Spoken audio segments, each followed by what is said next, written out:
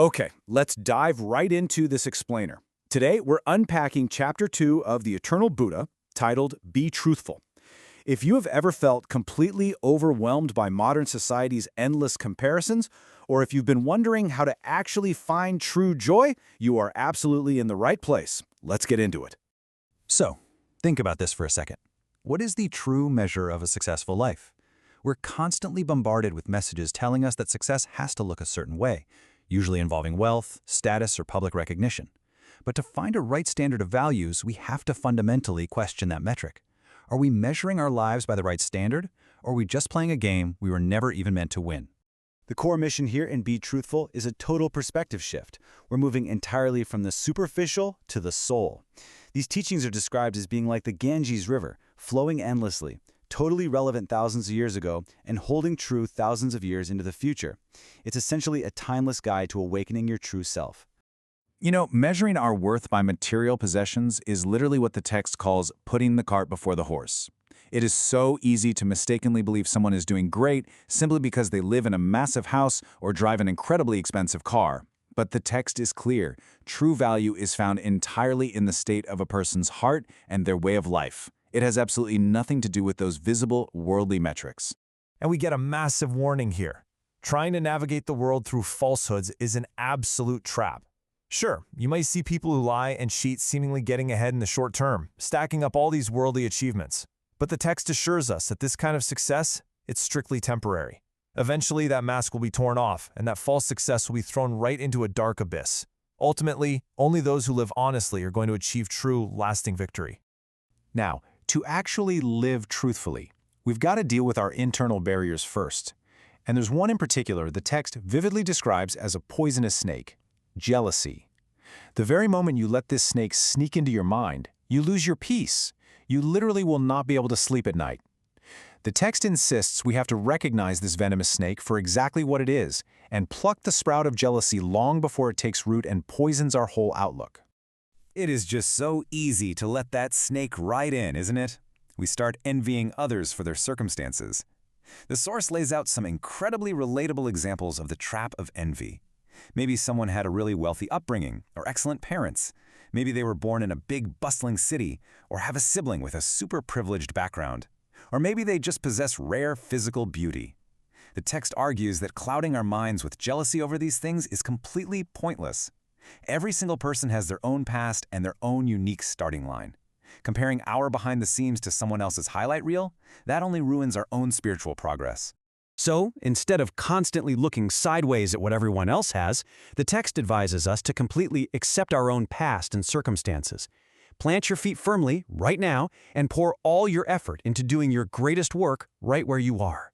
The promise here is that if you live your life to the fullest, a world exactly proportional to your effort will naturally unfold.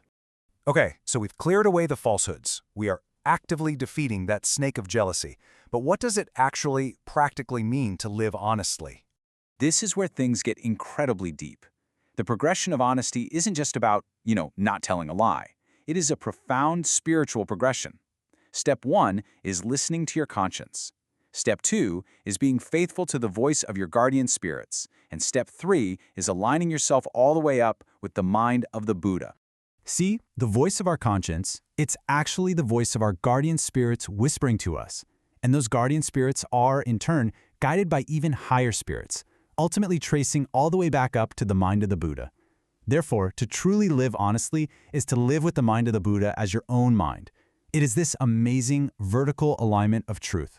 Which brings us to this absolutely beautiful and honestly kind of surprising metaphor in the text for how we should actually exist in the world, to gain the greatest fruit, the apple tree. Think about an apple tree for a second. It produces this heavy, sweet fruit year after year, entirely for others to eat. It never utters a single word of complaint, it never demands to be praised, and it certainly never asks for a single yen in compensation. Even if its fruit is just plucked and eaten by others, producing no monetary value at all, the tree fulfills its purpose. The text commands us to do the same. When you see others enjoying the fruits of your labor, you have to make their joy your joy. The text playfully but very firmly challenges us on this. If an apple tree, or a peach tree, or a grapevine can naturally manage this incredible, selfless giving without a second thought, Shouldn't humans, who are vastly superior beings with higher consciousness, be able to do even more? We literally cannot let ourselves be outdone in generosity by a fruit tree. So, the absolutely crucial takeaway here is finding the Buddha's joy through selflessness. We have to give without expecting earthly rewards. We shouldn't seek evaluation or praise from other people. We need to deeply understand that even if no human sees your good deeds, nothing escapes the eyes of the Buddha. We can't just seek our own isolated ego-driven happiness. Instead, we must wish for the happiness of all people on earth. And what does that actually look like in practice? Well, the text tells us that the mind of the Buddha is completely filled with the wish to make everyone on earth happy. Therefore, when we act with that exact same mind, when we quite literally let our joy be the joy of the Buddha, we are fulfilling our truest mission on this earth. And that naturally leads us to the ultimate state, becoming a bodhisattva. This is the true core purpose of a Buddhist disciple. A bodhisattva actively elevates their own character, but they definitely do not stop there. Their greatest work is the tireless giving of truth, sharing these spiritual laws with others so that everyone's hearts can be filled with that exact same joy. So I'm going to leave you with this question. Understanding the traps of superficial success, realizing the very real danger of that snake of jealousy, and knowing the quiet, steadfast peace of the apple tree, how will you choose to plant your feet? What kind of fruit will your life bear to nourish the people around you today? Thank you so much for joining me for this explainer, and I truly hope this enriches your path forward.